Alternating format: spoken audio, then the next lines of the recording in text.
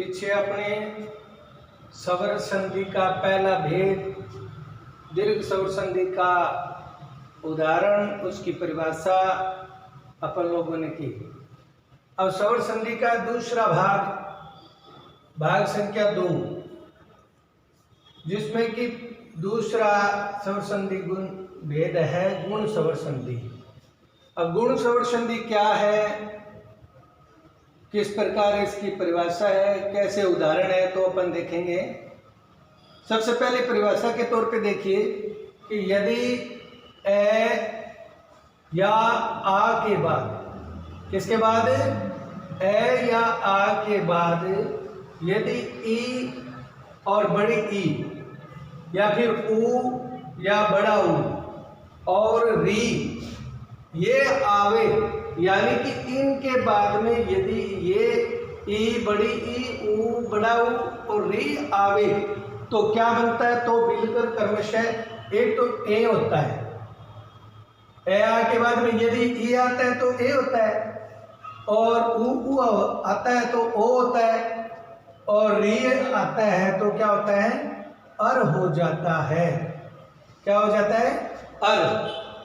अब उदाहरण के तौर पे देखेंगे। सबसे पहले देखिए, देव प्लस इंद्र शब्द है, देव प्लस इंद्र संधि बनाई तो उसका बना देवेंद्र, यानी कि ए के बाद में ई, यहाँ पे वह में ए है और ये ई है, ए और ई दोनों मिले तो क्या बना, ए बना।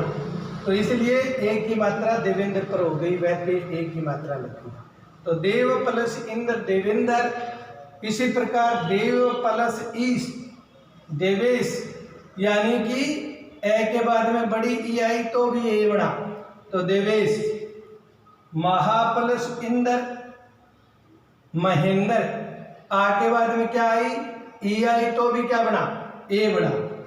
इसी प्रकार रमा प्लस ईश रमेश, यानी कि आ के बाद में बड़ी ई आई तो क्या बना, ए बना। इसी प्रकार राका प्लस ईश राकेश, यानी कि आ के बाद में ई आई तो क्या बना, ए, तो ए की मात्रा लग गई। इसी प्रकार उदाहरण ऊ के दिया हुआ है, सूर्य प्लस उदय सूर्योदय, ए के बाद में ऊ आया, ए के बाद में क्या आया, जैसे यह के अंदर ए है और ये ऊ दोनों मिल गए, दोनों का गुणा हुआ तो क्या हुआ, ओ, तो सूर्योदय बन गया। इसी प्रकार महा प्लस उत्सव महोत्सव, आगे बाद में ऊ फिर ओ बना। इसी प्रकार समुद्र प्लस उर्मी समुद्र प्लस उर्मी समुद्रोमी, ए के बाद में बड़ा ऊ आया तो भी ओ बना।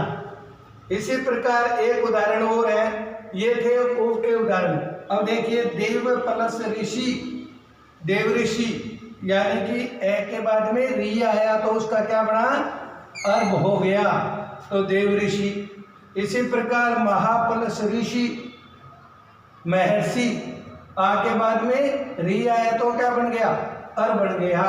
तो इस प्रकार गुण स्वर संधि के उदाहरण है, यानी कि ए आ के बाद में यदि ये असमान स्वर आते हैं तो आने पर इस प्रकार के ये संधि बनती है, जो अपन लोगों ने उदाहरण किए। ई का ए बनाया, ऊ का ओ बनाया, री का अर बनाया। इसी प्रकार इसके तीसरा भेद है यण स्वर संधि। अब यण स्वर संधि क्या है, सबसे पहले इसकी परिभाषा देखिए। यदि ए या आ के बाद कोई भिन्न स्वर आवे तो, ए आ के बाद में क्या है, कोई भिन्न स्वर आए तो क्या बनता है, ई और ऊ और री का क्रमशः ये बनता है। यदि ए आ के बाद में ई आता है तो यह बनता है, ऊ आता है तो वह बनता है, और री आता है तो रह बनता है। यानी कि क्रमशः इन दोनों के बाद में असमान स्वर, चाहे ई आ जाए, चाहे छोटा हो चाहे बड़ा हो, ऊ आता है चाहे छोटा हो बड़ा हो, या री आता है तो क्रमशः ई आने पर यह बनता है, ऊ आने पर वह बनता है, और री आने पर रह बनता है। उदाहरण के तौर पर यदि प्लस अपि यद्यपि ई के बाद में ए आया तो यह बना, यदि प्लस अपि यद्यपि।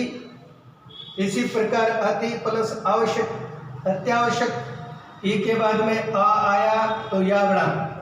इसी प्रकार अति प्लस उत्तम अति उत्तम, अति प्लस उत्तम तो क्या बना, ई प्लस उ बराबर यू अति उत्तम। इसी प्रकार अनु प्लस अय अनु प्लस ए अन्वय, यानी कि उ के बाद में ए आया, उ के बाद में ए आता है वह बनता है। इसी प्रकार उदाहरण एक और है, सु प्लस आगत, उ के बाद में आ आया तो वह बना, जैसे स्वागत, तो ये शब्द बना। इसी प्रकार री का एक और देखिए, जैसे पितर प्लस आदेश, पितर प्लस आदेश पित्रादेश, री के बाद में आ आया तो रे बना। गुरु प्लस औदार्य गुरुदार्य, यानी कि ऊ के बाद में ओ आया तो रो बना, तो गुरु आदार्य।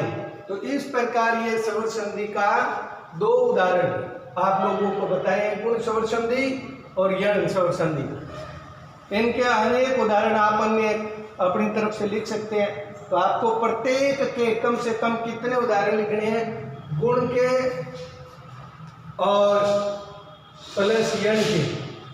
आपको 10-10 उदाहरण लिखने हैं। कितने कितने 10-10 अन्य उदाहरण लिखने हैं।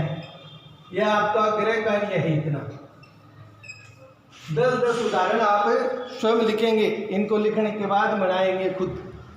तो इस प्रकार उदाहरण देख लो और उनके आधार पर आपको बनाना है।